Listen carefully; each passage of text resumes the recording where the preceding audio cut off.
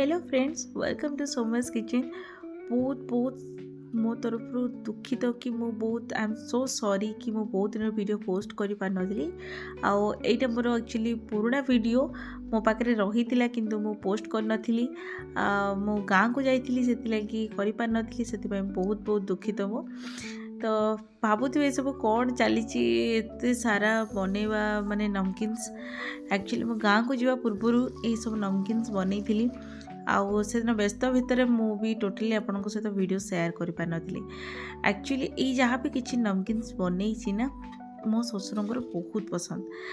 तो तांको गाँव में जाकि तो सेठी टाइम हुए बन के आसवा लगी, से लगे मुठू गला बेलू बनई नहीं जाइली।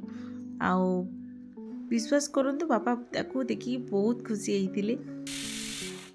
तो घरे चकली हो, मुरक्कु हो, बिस्किट्स हो आप निजे घरे तैयारी करें, घर इंग्रेडिएंट्स रे तैयारी करें। तो किसी भी दरकार नहीं कि बाहर किणी खाइबा। छोट छुआ मानक तो ये सब भी भारी पसंद थाए। टिफिन्स नवा बा संध्या बेले चा सहित तीरा बिस्किट सहित मिसी खाइबा, तो ये सब भारी पसंद समस्त को। तो कहीं आम घरे न बनइबा, बाहर बनईकी से माने को तेल बनाऊे केमती करुवे से सब आम कौन दरकार।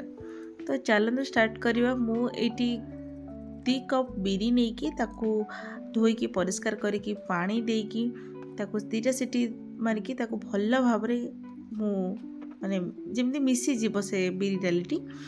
जदि आपंकर गोटा गोटा रोचे तो ताकू आप ग्राइंडिंग भी करें।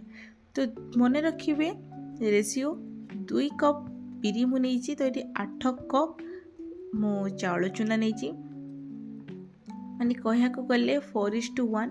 तो 4 कप जदि चाउल चूना आप नौकरी 1 कप बिरी ने। तो से हिसाब से मुझे 8 कप चाउल चूना को 2 कप बिरी नहीं। तो प्रथम चाउल चूना मुझे 8 कप नहीं से जहाँ भी नॉर्मल मसाला पड़े जमती कि लुण, गोलमरीच गुंड, राशि। तो राशि तो ये मेन दरकार। आउ से कला जीरा, जुआणी एति जिनस ताकू ता ऊपर गरम तेल पकेबे, ठंडा तेल देवेनि। टी गरम तेल मुझे 4 ରୁ 5 चामच तेल नहीं नहीं भल भाव में मिसेकी जमी खास्ता हुए से भाया दलिया पड़ो। तापर जो मु बिरी सिझेकी रखी बिरी डाली से सबको देदबा आउ भल भाव में मिसेकी चकटिबा। जी रेशियो हिसाब से मुझे देखी आपंकर मो तो ये पानी दरकार पड़नी। जदि आपन को पानी दरकार पड़ो तो आप पानी अल्प अल्प देकी ताको चकटिबे। जदि पानी दरकार पड़ुची ताले आपण गरम पानी देबे, ठंडा पानी बिल्कुल भी देबेनी। तो मुझे देखो छोट जगटा तो से लगी मुझे अधा अधा करके चकटी। तो ये जगह मत पानी दरकार पड़ा तो मुझे हल्का पानी भी नहीं। तो पानी आपन देखिकी आपन से हिसाब से माप हिसाब से करेंगे। तो देखो मुझे सब भल चकट देली 10 ରୁ 15 मिनट जाए गोटे घोड़े ओदा कपड़ा रखीदेली। ये मो पाखे छाँच अच्छी तो मुझे छाँचरे ही आज बनईबी। एत सारा जो बनाऊँ 2 प्रकार या भितर मुझे बनईबी। गोटे आमर मुरक्कु बनईबी मुड़की कहींपारे। आ गोटे तो समस्ते जानते ब्रह्मपुरी दांत केली कहती किए हिंदी में चकली बोली कहती। तो आपण कौन कहते मत कमेंट सेक्शन में निश्चित कहे। तो मुझू से छाँचरे अल्प तेल देकी भल भाव तेल मारी देती। एवं से डो को पूरे देली चूना जो चकटा को। तो ताको लक करिकी बनइबा। तो मुझे 2 प्रकार बनइबा प्रथम देखौछि। ये प्रथम आप लंबा लंबा लाइन एमती ड्र करी टाणिकी यदि आप गोल डायरेक्ट न बनई पार्छनी तो आप भाया भी बनई पारे, किसी असुविधा ना। जदि आप डायरेक्ट मत तो सुविधा हो गलानी से डायरेक्ट गोल माने बने की हिसाब रे। तो मुझे ही डायरेक्ट बनई दिए। तो आपको जो बाटे सुविधा हम आप हिसाब से बनइबे। तो ये मु सब गुड़ाक बनई देती। अधा बनई कारण आउ अधा तो मत अलग गोटे डिजाइन मुरक्कु बनइबार थिला। तो ये तेल कड़े गरम हो गलानी। तो मीडियम फ्लेम रे ए सब को करेंगे, ना हाई फ्लेम देवे ना लो फ्लेम रे। तो प्रथम ये गोटे प्रथम पकईबे तेल कड़े देखिए फिटी कि ना कारण जदि चकटा ठीक है से केवे फिटबनी।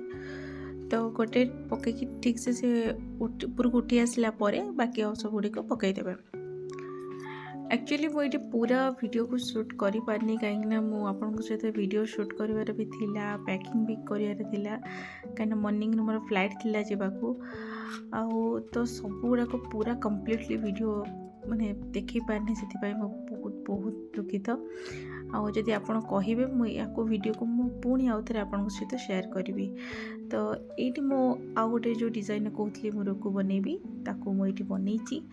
तो यहाँ टिके सेम जिनस आप चाहिए मसला को अलग रखिपारे ना से सेम से जहाँ भी मिसी से मसला पकईकि आपको पकई पारे। ये भी मुझे प्रथम गोटे पकईकि देखो ऊपर को उठी आसला बाकी आउ जहाँ मुझे जी बनी से सब को पकई देछि।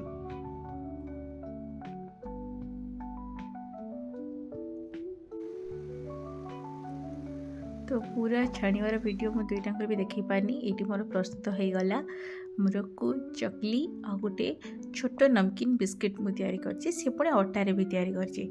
तो सेटार भी वीडियो आपन सहित देखई पारलिनी। आउ तो देखो तो केते सुंदर कलर हेछि आउ केते भल देखा भी जाउछि। तो ये भाया जदि आम घर लोकों तैयारी करबा भाबंतु तो घर लोक केते खुशी हेबे। और छोट छुआंकर तो सब बहुत भी फेवरेट। आउ संध्या बेले चा सांगरे यार मजा ही किसी अलग। तो देखो तो सब जिनस केते खास्ता है आराम से टाण बिल्कुल भी है पाटी पूरा नरम है मिल जीवो। ये बिस्किट भी देखो तो केते लेयर वाइज है सुंदर है। तो आशा करछि आजिकार वीडियो आपन को बहुत भल लगी आपको घरे निश्चित बनातु। कमेंट सेक्शन में कहे कि आपको केमिति लागिला। आउ हाँ ये नमकीन बिस्किट जदि आपको रेसिपी दरकार ताले निश्चित कहे। तो रहुची नमस्कार जय जगन्नाथ।